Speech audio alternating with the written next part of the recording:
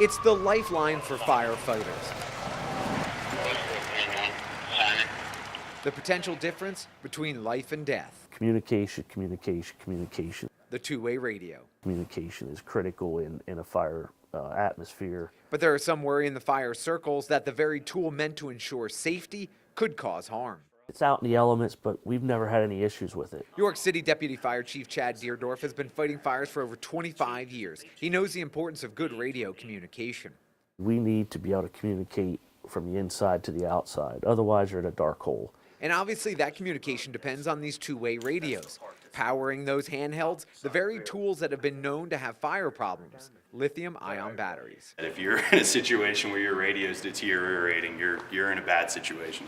We're typically in 5, 6, 7, 800 degree temperatures consistently.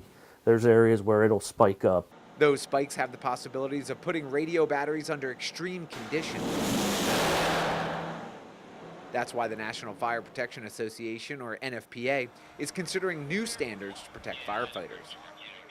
It's before the Standards Council, who is developing a first draft. Until that's complete and goes out for public input, officials will not release what it may contain.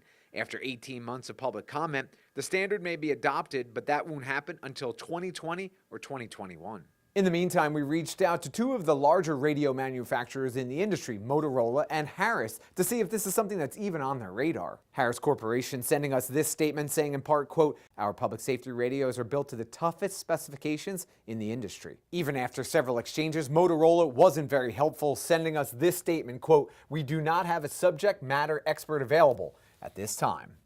I think it does come down to personal preference. With no standards in place, firefighters are free to wear the radios where they feel comfortable. For the most part, two-wayers are worn in two ways, in a front coat pocket or on a leather strap inside of turnout gear. So I think the radios will actually hold up a little bit better than it looks like they hold up better than the straps do. For these York City firefighters, the leather straps provide them the most comfort and support, despite the fact that the radio is partly exposed. You just look at how bad the straps, how much faster the straps get worn versus the radios. I think it's going to take a lot. It's kind of one of those, it's not broken, don't fix it type deal. We haven't had any issues. To date, Deerdorf says radio placement has not been an issue, and the department is happy with the stability and workability of its Harris radios. Still, if the NFPA releases new standards, the deputy chief says the department will strongly consider the voluntary recommendations. Firefighter safety is the #1 priority for us. We are responsible to make sure our guys go home at the end of every shift. In York, Michael Gorsegner, CBS 21 News.